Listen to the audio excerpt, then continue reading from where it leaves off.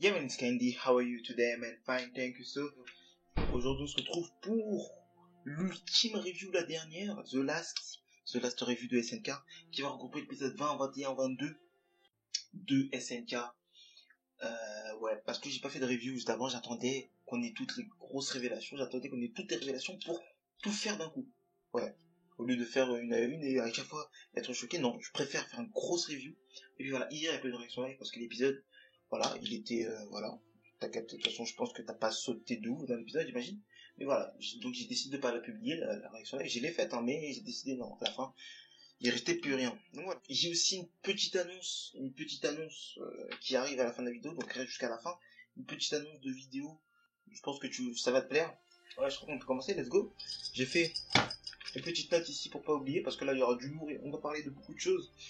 Et on va parler d'une première chose, c'est-à-dire l'histoire. Non, d'abord. Non, on va pas parler de ça d'abord. Générique.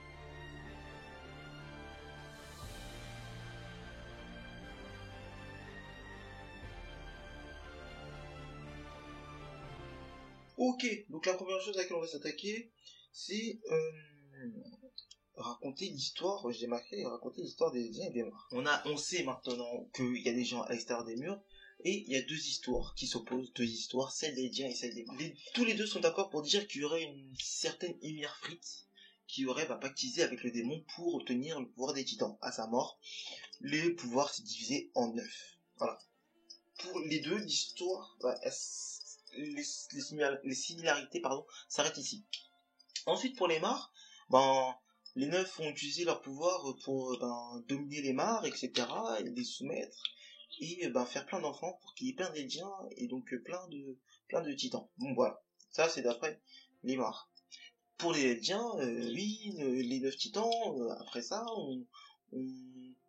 Ymir, oui, c'est ça, Ymir et les 9 titans, oui, ont utilisé leur pouvoir pour faire le bien autour d'eux, construire des ponts, etc., machin, faire prospérer l'humanité. Voilà. Les deux histoires sont fausses et je vais vous dire pourquoi.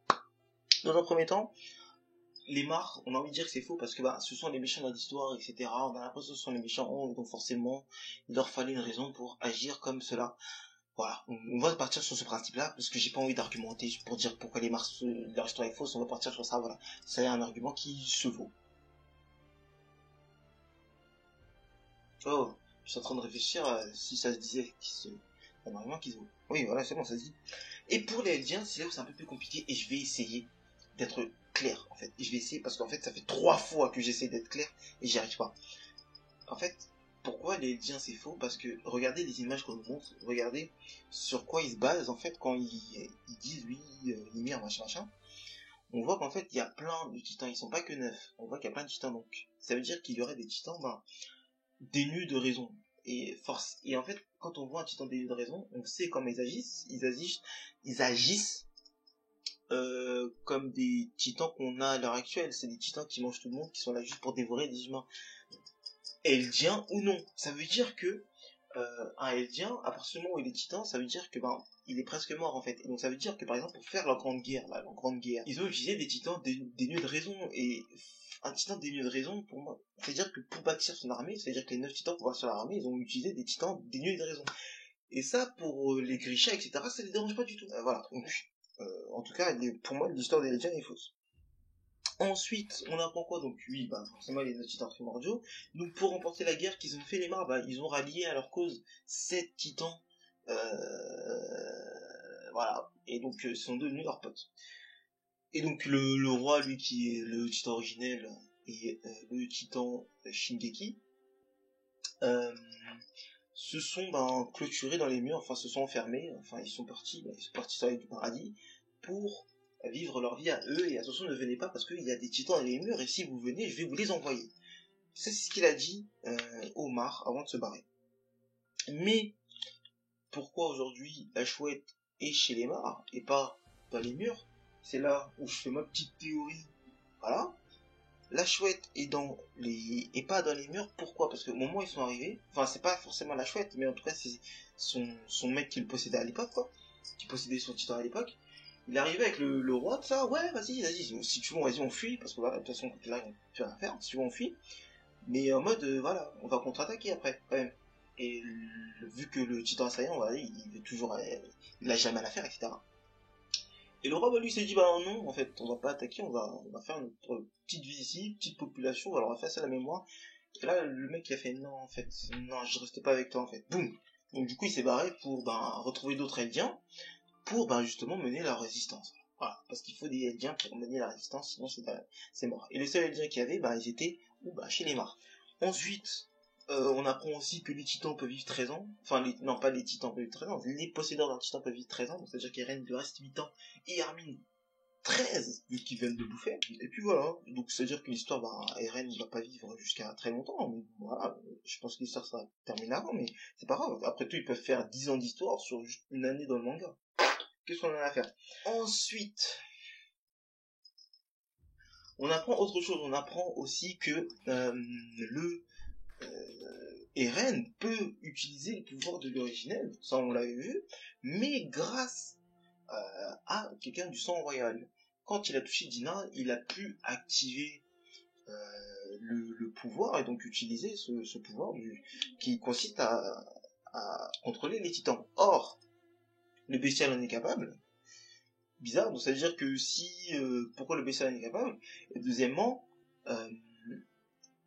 il y a je pense que, en fait, lui, il pense que, en gros, c'est en touchant que, il peut l'utiliser. Mais moi, je pense que ça s'est plutôt activé à ce moment-là. Ça veut dire que, parce que, en fait, on voit qu'après, il dit à Reiner, ouais, je vais te tuer, etc. Et boum, les titans, ils vont, alors qu'il est plus en contact avec Dina. Donc, soit il y a un temps de, vas-y, dès que j'ai touché Dina, ou dès que j'ai touché quelqu'un de sang royal, j'ai 30 secondes ou une minute, je sais pas combien de temps, on s'en fout, pour utiliser le pouvoir de l'axe. Ou soit c'était juste l'élément déclencheur de ce pouvoir-là, et donc du coup il doit apprendre à l'utiliser maintenant, parce que là il l'a utilisé sans faire exprès.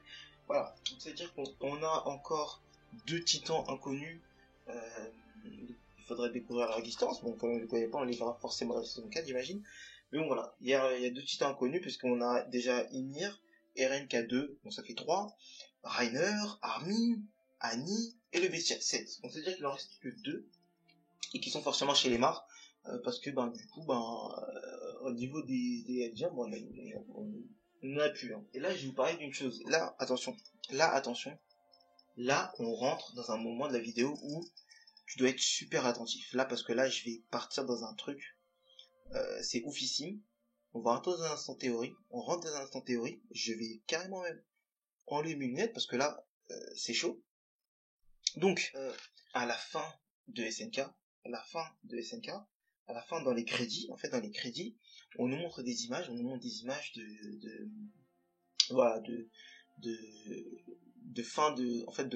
fin de saison, et on voit des images défiler. Et là, en fait, j'ai l'impression de revoir des images des saisons précédentes.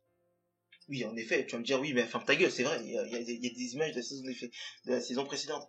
Oui, mais si je vous disais que il y a que des images des saisons précédentes, là tu vas me dire, mais non, ferme ta gueule, il y a des images qu'on n'a pas du tout vues, comme l'image où par exemple il y a l'exécution, ou des personnages inconnus, etc. Oui, mais ta gueule, laisse-moi t'expliquer jusqu'au bout. Ce que je suis en train de te dire, c'est que, en fait, à un moment donné, il y a l'autre là qui dit, l'autre là, c'est la chouette, qui dit qu'en gros, si tu continues à faire tes erreurs, l'histoire va se répéter. Donc en fait, ce que j'ai remarqué en fait en regardant les crédits, c'est que j'avais l'impression de revoir les mêmes scènes. Certes, il y avait des scènes, c'était exactement pareil. On l'avait déjà vu, etc. Mais il y avait d'autres scènes qu'on n'avait jamais vues, mais que j'avais l'impression d'avoir vues. Je sais pas comment vous expliquer. Par exemple, il y a une scène très claire, celle-là va mettre d'accord tout le monde, c'est la scène du petit sous le pilier en bois. La scène du petit sous le pilier en bois, rappelez-vous de la saison 1 où Eren ne voulait pas admettre que Annie était titan féminin, et du coup il se reçoit des débris, etc. Parce que le truc s'écroule sur lui, et donc du coup c'est exactement la même scène. Donc ça veut dire que cette scène-là qu'on a vue sur les crédits, ce serait le Eren d'il y a longtemps qui aurait échoué, etc.